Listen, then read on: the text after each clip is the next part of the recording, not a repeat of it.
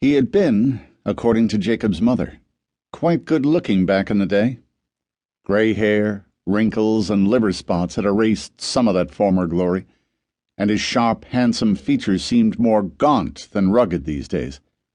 But he was still obviously a powerful man, one who carried himself with a confidence that was immediately apparent to all who met him.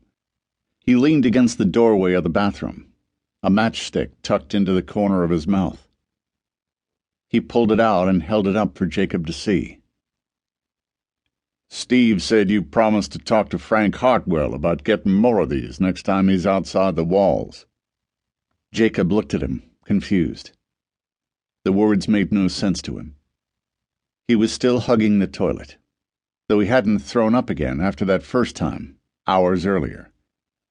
He stood up, lowered the lid, and sat down. Taylor pointed to the sink. "Wash your face off first. I want to talk with you."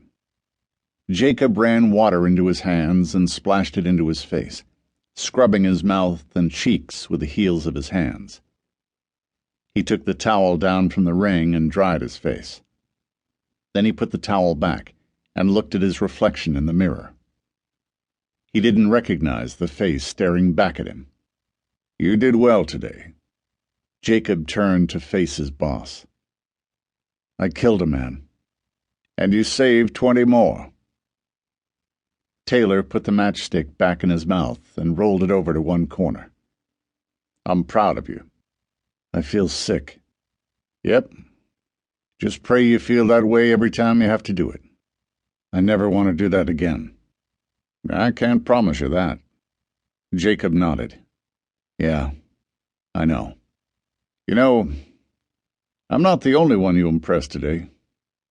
I've been talking for the last few hours with the town council about you."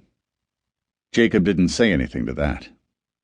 All he wanted to do was drown himself in some of Kelly Bannis's infamous bathtub gin. "Folks have got questions, though." "What kind of questions?" "What you did today, out there in the square, was reaffirm the code that's kept us alive all these years." "I know that," Jacob said. He sighed. The code had been on his mind all day, and he'd already covered this ground many times. The whole sound of it was turning sour. "Now hold on. Give me a chance to speak. People want to know why a man who so ably filled the code's hardest task is so keen on leaving." "Leaving? What? Who said anything about leaving?" "Well, ain't that what you and some of the others been talking about the last 10 years? You and Kelly Bannis and Nick Carroll." "You mean the expansionists? What? I don't understand. You want to talk about this now?" "Why not?" Jacob started to speak, but he didn't know what to say. He felt blindsided. "Sheriff, with all due respect, sir, I don't really feel like a political discussion right now." "And why is that?" Jacob stared at his boss. Where to begin? "Oh, I don't know. Because I just put a man to death. Talking politics with that hanging over my head, it feels obscene somehow." Taylor chewed on his matchstick a moment before taking it out and looking at it like a bad habit he couldn't shake. He flicked it into the waste can with a practiced motion. Why he even bothered to throw them away anymore, Jacob could hardly say. There'd be another in his mouth 5 minutes from now. Was it any wonder they were running out? Again? So he wanted to talk politics. Jacob shook his head. Fine. So be it. The expansionist question was endlessly complex, but it really boiled down to one simple truth. Arbella had survived the zombie apocalypse.